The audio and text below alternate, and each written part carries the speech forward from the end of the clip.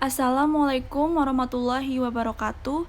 Perkenalkan, kami dari kelompok 11 akan mempresentasikan hasil diskusi dari kelompok kami yang berjudul Dimensi Manusia dalam Perubahan. Sebelumnya kami akan memperkenalkan anggota dari kelompok kami terlebih dahulu, yaitu yang pertama ada Fitria Utami NIM 17020010052. Selanjutnya ada Antika Mudianti NIM 17020010056 dan Renita Dwi Rahayu NIM 17020010057. Berikut penjelasan materinya. Yang pertama ada definisi perubahan dan manajemen perubahan. Definisi perubahan. Menurut Kamus Bahasa Indonesia, perubahan dapat diartikan sebagai keadaan yang berubah.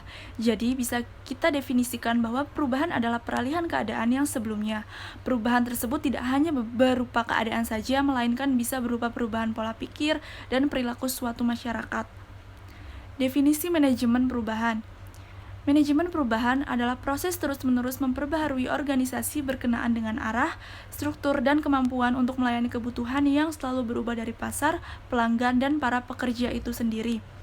Kegiatan manajemen perubahan harus berlangsung pada tingkat tinggi mengingat laju perubahan yang dihadapi akan lebih besar dari masa sebelumnya. Yang selanjutnya yaitu pemicu perubahan. Pemicu perubahan yang pertama yaitu teknologi, khususnya teknologi informasi yang mentransformasi bisnis yang sedemikian dramatis. Pemicu perubahan yang kedua yaitu pemerintah. Peninjauan ulang dalam bisnis, hampir semua pemerintah di seluruh dunia menggerakkan deregulasi, privatisasi, dan perdagangan bebas. Pemicu perubahan yang ketiga yaitu globalisasi. Banyak perusahaan di seluruh dunia bersaing mendeliver layanan yang sama di mana saja, kapan saja dengan harga yang kompetitif pada organisasi dan perusahaan agar mampu menata diri dengan cara radikal. Selanjutnya ada tujuan perubahan. Tujuan perubahan yang pertama yaitu untuk mempertahankan keberlangsungan hidup perusahaan, baik itu jangka pendek maupun jangka panjang.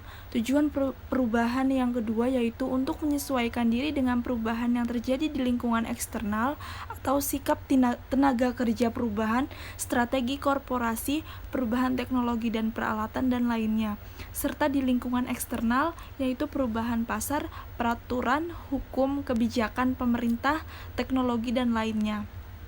Tujuan perubahan yang ketiga yaitu untuk memperbaiki efektivitas perusahaan agar dapat bersaing di pasar ekonomi modern. Upaya ini termasuk perbaikan efektivitas tenaga kerja, perbaikan sistem dan struktur organisasi, dan implementasi strategi perusahaan. Selanjutnya adalah dimensi manusia. Ada 4 dimensi dari hakikat manusia, yaitu yang pertama dimensi keindividualan, yang kedua dimensi kesosialan, yang ketiga dimensi kesusilaan, yang keempat dimensi keagamaan. Yang pertama dimensi keindividualan. Menurut Leisen, individu atau perorangan adalah suatu keutuhan yang tidak dapat dibagi lagi. Yang kedua dimensi kesosialan. Menurut filosof asal Jerman Immanuel Kant mengatakan bahwa setiap manusia akan menjadi manusia jika berada di antara manusia yang lainnya.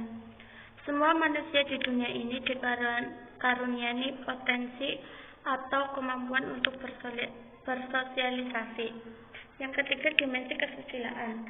Susila berasal dari bahasa Sanskerta. Susila berasal dari dua kata yaitu su yang artinya baik dan sila yang artinya perbuatan. Jadi susila adalah segala perbuatan yang baik. Jadi hubungannya dari hakikat manusia dengan dimensi kesusilaan adalah di mana seluruh dari hakikat manusia hendaknya merupakan susila atau perbuatan yang baik.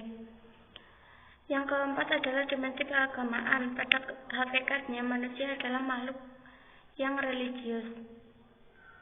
Ini dapat terlihat sejak zaman prasejarah, di mana nenek moyang kita memiliki keyakinan terhadap suatu benda atau tempat yang dianggap sakral.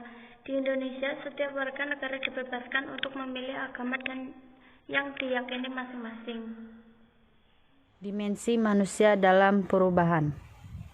Upaya menggapai tingkatan kinerja yang lebih tinggi mesti berangkat dari rasa percaya dan potensi semua orang yang berkaitan perubahan, lalu membekali dan melatih dengan tepat jika dibutuhkan. Asumsi di benak manajer terhadap para karyawan amatlah penting. Asumsi keliru berdampak pada gaya manajemen yang tak kondusif pada komitmen dan perubahan. Adapun 4 tipe asumsi manajemen terhadap karyawan. 1. Manusia rasional ekonomis. 2. Manusia sosial. 3. Manusia mengaktualkan diri. 4. Manusia kompleks.